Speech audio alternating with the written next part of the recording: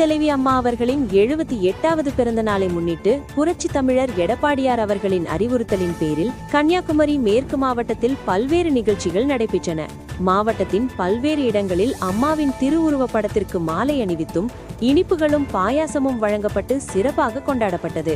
இதில் மேற்கு மாவட்ட தலைமை கழக அலுவலகத்தில் வைத்து மாவட்ட செயலாளர் திரு ஜெயசுதர்சன் அவர்கள் தலைமையில் நடைபெற்ற நிகழ்வில் 78 கிலோ எடையுடைய கேக் வெட்டப்பட்டு பிறந்த நாள் கொண்டாட்டம் சிறப்பாக நடைபெற்றது. இதில் கழக நிர்வாகிகள், தொண்டர்கள் மற்றும் பொதுமக்கள் கலந்து கொண்டு அம்மா அவர்களின் புகழை போற்றினர். நிகழ்வில் கலந்து கொண்டவர்கள் அம்மா வாழ்கள் என முழக்கமிட்டு உற்சாகமாக கொண்டாடினர்.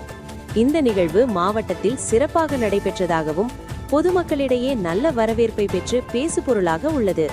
மேலும் நிகழ்ச்சி தொடர்பான புகைப்படங்கள் மற்றும் வீடியோக்கள் சமூக வலைதளங்களில் அதிகமாக பகிரப்பட்டு கவனம் ஈர்த்துள்ளன.